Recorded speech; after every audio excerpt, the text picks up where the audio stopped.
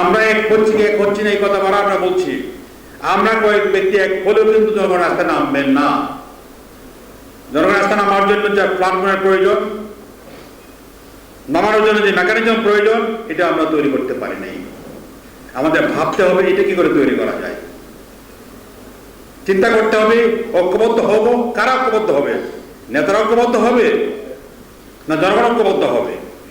আজকে প্রয়োজন জনগণ ঐক্যবদ্ধ করা, এবং ঐক্যবদ্ধ জনগণ আসছি চিন্তার দিক থেকে কার্য ঐক্যবদ্ধ করতে হলে, তা সঞ্চালিত করতে হলে, মোবিলাইজ করতে হলে যে মেকানিজমের প্রয়োজন, এই মেকানিজমকে আমরা তৈরি করতে পারি নাই।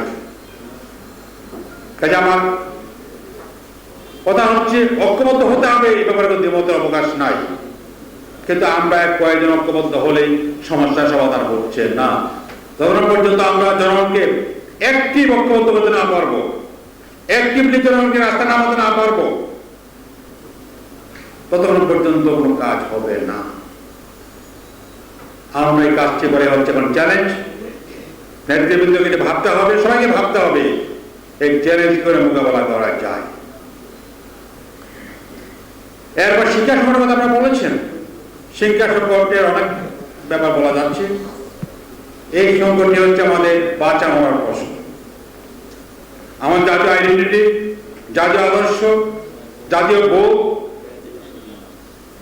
এটাকে পরিহার করে আধিপত্যগামী, আধিপত্যবাদী একটি সরকারের ইচ্ছাকে চূড়ান্ত করার জন্যই আজকের এই শিক্ষানীতি। এই শিক্ষানীতির বিরুদ্ধে আমরা কথা বলছি, আপনার কথা বলছেন। এই শিক্ষানীতি বদলাতেই হবে। গভর্নমেন্ট বদলাক আর না বদলাক, এইখানে বদলা হবে। এই শিক্ষানীতি স্থায়ী কিছু হয়ে যায়, তাহলে যারাই ক্ষমতা বসবেন তারা এর কন্টিনিউ করবেন। এই শিক্ষানীতি বদলাতে হবে। এই শিক্ষাকে নৈতিকতা বিরোধী, ধর্ম বিরোধী, আদর্শ বিরোধী, শৃঙ্খলা বিরোধী, জাতির স্বার্থের বিরোধী, তাদের সার্বভৌমত্বের বিরোধী এই শিক্ষাকে বদলাতে হবে। এই কাজটা আমাদের করা প্রয়োজন। আর তৃতীয়ত যে মুক্তির কথা আপনারা বলেছেন, এই গভর্নমেন্ট মুক্তি দেবে যা একটা ইচ্ছে মতো। কাউকে মুক্তি দিয়ে সাথে সাথে এমপি বানাবে, কাউকে মুক্তি দিয়ে বাসা পাঠিয়ে দেবে। কাজে মুক্তি আমরা চাই, সবার মুক্তি চাচ্ছি। বেশ করে মামুন ভাই আমার খুব কাছের মানুষ, একসাথে জেলখানে ছিলাম, তার মুক্তি চাচ্ছি। সব আলেমদের মুক্তি চাচ্ছি, সব রাজনৈতিক নেতাদের কর্মীদের মুক্তি আমরা চাই।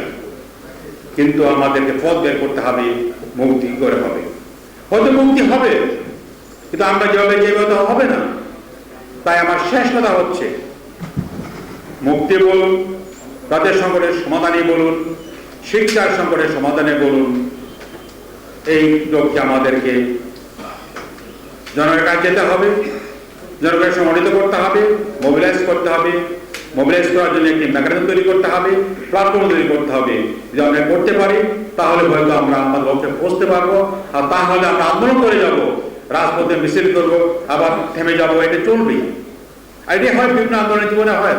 অনেক দেশ হয়ে যায়, সরকার 40 বাস করে 40 থেকেছে, তারপর তারা পতন হয়েছে। কাজে এই জন্য এত বেশি আপনার যে কথা বলছেন যে কালকে সিকিম হবে, আমি মনে করি না এইটা সিকিম হবে না।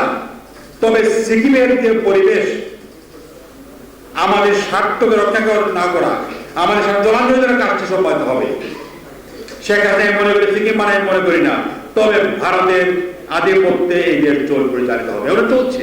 এই কাজকে কাদের সাহেব বলেছেন যে বিদেশিদের মধ্যে ভারত আমাদের সার্বিক সহায়তা করেছে, তারা আমাদের বিদেশি খেলাদের মধ্যে ভারত আমাদের পক্ষে ছিল।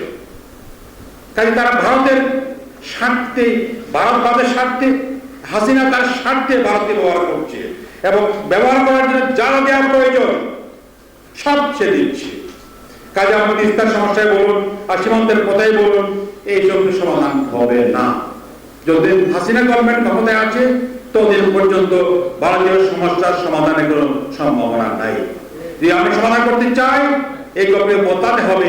সাথে সাথে দেশের ভিতরে ভারত বিরোধী প্রথম শ্রেণীও তুলতে হবে। এখনো এর শ্রেণীর লোকেরা দেখি ভারতকেও ভালো বলে, সত্য কথা, ভারতের লোকেরা চিকিৎসা করতে চায়, এই সেই করতে চায়। কিন্তু আমাদেরকে ভারতের প্রতি মমত্ব যে সমস্ত ইলাস্ট্রেটর আছে, আমাদের বুদ্ধিজীবীদের আছে, লেখকদের আছে, উপন্যাসীদের আছে, কবিদের আছে, আর আছে আমাদের আছে। এই জন্য ভারত বিরোধী সেন্টিমেন্ট তৈরি করা হচ্ছে এদেশের স্বাধীনতা রক্ষার একটি বড় প্রয়োজন।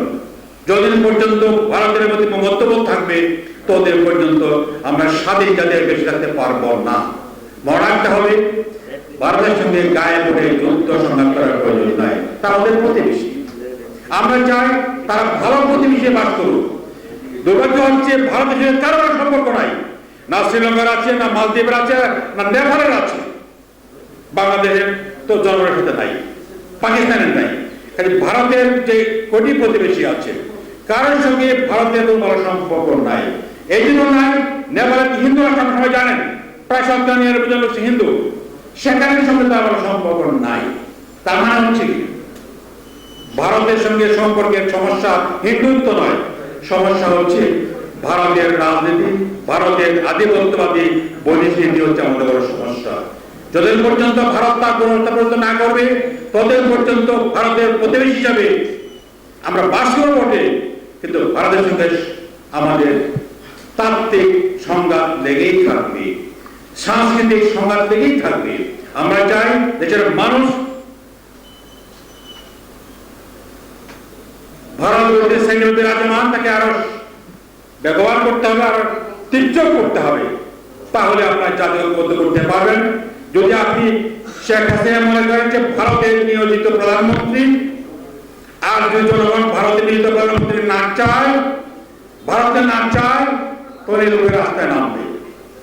কাজে এখনো যারা ভারতের সঙ্গে সম্পর্ক ভালো করে ক্ষমতা আনতে চান তারা ভুল করছেন। চেষ্টা হয়েছে, আমি দেখেছি, এটা সম্ভব না। ভারত তার স্বার্থ তারা কিছুই বোঝে না। স্বার্থ যদি রক্ষা করতে পারেন তাহলে ভারত আপনাকে সাহায্য করবে। আর ভারতের সাহায্যে আপনি ক্ষমতায় বসেন তাহলে আপনারা শেখ হাসিনার কোনো পার্থক্য থাকবে না। তাই আমার শেষ কথা হচ্ছে, জনগণকে ঐক্যবদ্ধ করার জন্য নিজেরা ঐক্যবদ্ধ হয়ে প্ল্যান করে তুলুন, তাদেরকে মানার ব্যবস্থা করুন, তাহলে সমস্যার একটা সমাধান হতে পারে। তা না হলে আন্দোলন করবো বলা যাবে, মিছিল করা যাবে, জেলেও যাওয়া যাবে, বেরো হওয়া যাবে, সমস্যার সমাধান হবে না।